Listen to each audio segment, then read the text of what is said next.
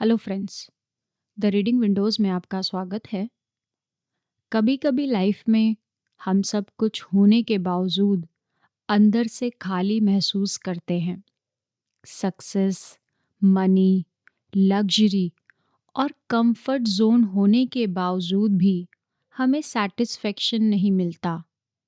यह स्टोरी एक ऐसे ही इंसान की जर्नी को दिखाती है, जो एक्सटर्नल सक्सेस से आगे बढ़कर रियल हैप्पीनेस और इनर फुलफिलमेंट को खोजने निकलता है।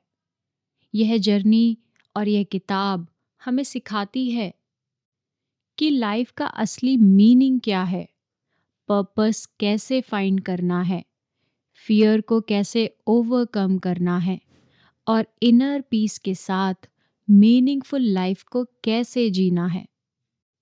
किताब शुरू होती है एक कहानी से, जिसमें एक व्यक्ति की कहानी बताई जाती है जिसके पास बाहर से देखने के लिए सब कुछ होता है, जैसे वेल्थ, लग्जरी लाइफस्टाइल और सोशल स्टेटस के साथ मटेरियल सक्सेस भी। उसके पास expensive cars, comfort zone, recognition और हर वह चीज़ होती है जिसे सोसाइटी सक्सेस का पैरामीटर मानती है। लोग उसे एडमायर करते हैं, उसकी अचीवमेंट की तारीफ करते हैं और उसकी लाइफ को परफेक्ट मानते हैं। लेकिन इस बाहरी चमक के पीछे एक सच्चाई छुपी होती है और अंदर से वह एम्प्टी फील करता है। जितनी ज्यादा सक्सेस मिलती है, उतनी ही अंदर से बेचैनी बढ़ जाती है। बाहरी दुनिया में सब कुछ ठीक लगता है, लेकिन अंदर कंफ्यूजन, स्ट्रेस और डिससैटिस्फैक्शन मौजूद रहते हैं। धीरे धीरे वह समझने लगता है कि शायद वह जिस डायरेक्शन में भाग रहा है, वही डायरेक्शन उसे इनर पीस से दूर लेकर जा रही है। और यही रियलाइजेशन उसकी लाइफ का टर्निंग पॉइंट बन जाता है। वह रुककर खुद से क्वेश्चन करता है कि क्या लाइफ सिर्फ मनी और सक्सेस के लिए है? क्या अचीवमेंट्स ही हैप्पीनेस का सोर्स है? क्या रियल सैटिस्फैक्शन किसी और जगह छुपी है? और यही सवाल उसे सेल्फ डिस्कवरी की जर्नी पर लेकर जाते हैं। यह जर्नी सिर्फ करियर या लाइफस्टाइल चेंज करने की नहीं थी, बल्कि इनर ट्रांसफॉर्मेशन की एक जर्नी बन जाती है, जहां वह अपने पर्पस, वैल्यूज और एग्जिस्टेंस के डीपर मीनिंग को समझने की कोशिश करता है। धीरे धीरे उसे समझ आता है कि एक्सटर्नल सक्सेस टेम्परेरी सेटिस्फैक्शन देती है, लेकिन परमानेंट फुलफिलमेंट नहीं देता। लग्जरी कंफर्ट दे सकती है, लेकिन इनर पीस कभी नहीं दे सकती। अचीवमेंट्स प्राइड दे सकती हैं, लेकिन डीप हैप्पीनेस नहीं दे सकती। जब इंसान सिर्फ एक्सटर्नल गोल्स के पीछे भागता है, तो वह धीरे धीरे अपने इनर सेल्फ से डिस्कनेक्ट हो जाता है। इसलिए रियल चेंज बाहर नहीं बल्कि अंदर से शुरू होता है। और इसी अवेयरनेस के साथ पर्पस की इम्पोर्टेंस सामने आती है कि जब इंसान बिना क्लियर पर्पस के जीता है, तो उसकी लाइफ डायरेक्शन लेस हो जाती है। वह काम करता रहता है, बिजी रहता है, लेकिन उसे पता ही नहीं होता कि वह क्यों कर रहा है। पर्पस लाइफ को मीनिंग देता है जब इंसान को पता होता है कि वह किस डायरेक्शन में जा रहा है और क्यों जा रहा है। तब एक्शंस मीनिंगफुल बन जाते हैं, क्योंकि पर्पस इंसान को एनर्जी देता है, मोटिवेशन देता है और चैलेंजेस फेस करने की स्ट्रेंथ भी देता है। पर्पस के बिना सक्सेस भी एम्प्टी लगती है, लेकिन पर्पस के साथ स्ट्रगल भी मीनिंगफुल लगते हैं। इसलिए पर्पस को समझने के लिए सेल्फ अवेयरनेस बहुत ज़रूरी होती है और पहला स्टेप होता है इंसान को अपने थॉट्स, इमोशंस, डिज़ायर्स और फियर को समझना पड़ता है। जब वह खुद को ऑब्जर्व करता है, तब उसे अपनी रियल नीड्स और वैल्यू समझ आती है। वह समझता है कि उसकी खुशी किस चीज़ में है, उसकी स्ट्रेंथ क्या है और उसकी लाइफ का रियल डायरेक्शन क्या हो सकता है। एंड सेल्फ अवेयरनेस क्लैरिटी लाती है, और क्लैरिटी लाइफ को सिंपल बना देती है। लेकिन दोस्तों, पर्पस की जर्नी आसान नहीं होती, क्योंकि रास्ते में फियर आता है।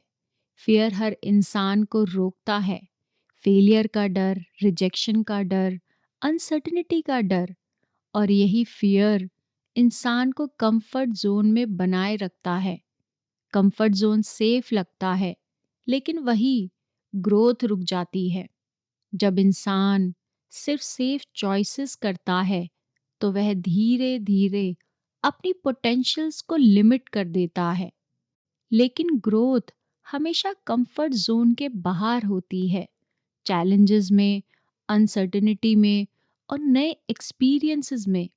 जब इंसान फियर के बावजूद एक्शन लेना सीखता है, तभी रियल ट्रांसफॉर्मेशन की शुरुआत होती है। तो हमें ये जानने की ज़रूरत है कि फियर को ओवरकम करने की प्रक्रिया क्या है। फियर को ओवरकम करने के लिए माइंडसेट को बदलने से शुरुआत करनी होती है। इंसान जैसा सोचता है, वैसी ही उसकी रियलिटी बनती है। नेगेटिव थिंकिंग लिमिटेशन को क्रिएट करती है, जबकि पॉजिटिव थिंकिंग पॉसिबिलिटीज को क्रिएट करती है।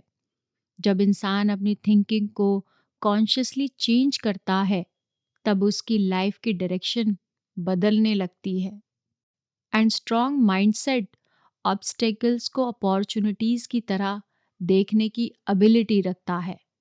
इस इनर ट्रांसफॉर्मेशन के दौरान रिलेशनशिप की इम्पोर्टेंस भी सामने आती है।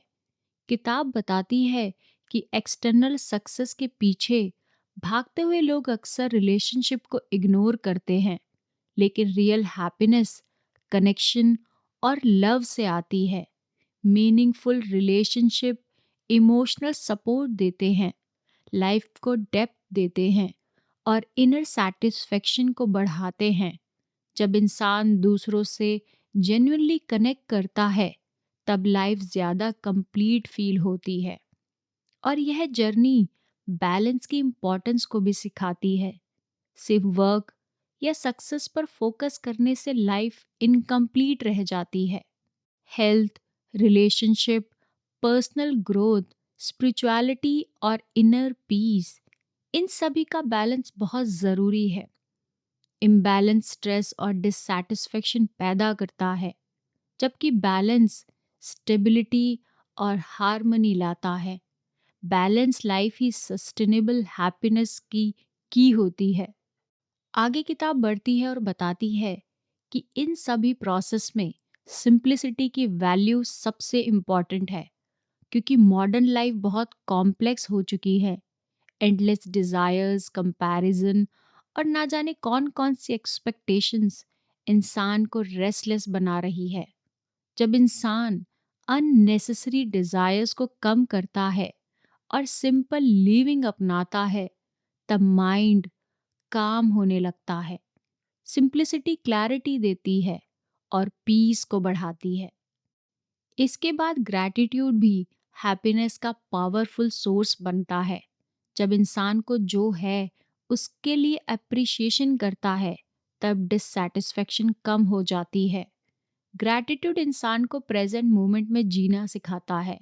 यह माइंडसेट स्केर्सिटी को अबंडेंस की ओर लेकर जाता है, और यह जर्नी कॉन्टिन्यूस सेल्फ इम्प्रूवमेंट की भी बात करती है।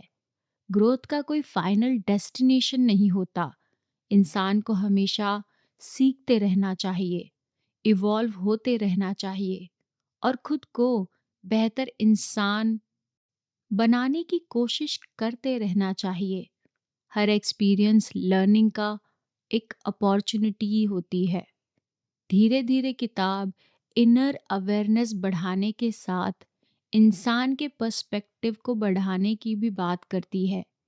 वह बताती है कि लाइफ को कंपटीशन या स्ट्रगल की तरह नहीं देखना चाहिए, बल्कि लर्निंग और ग्रोथ की जर्नी की तरह देखने चाहिए। चैलेंजेस प्रॉब्लम्स नहीं लगते, बल्कि अपॉर्चुनिटीज लगने लगते हैं। फेलियर एंड नहीं लगता, बल्कि इम्प्रूवमेंट का चांस लगता है। और इस ट्रांसफॉर्मेशन के साथ इनर पीस डेवलप होती है। इंसान एक्सटर्नल सिचुएशन से कम प्रभावित होता है।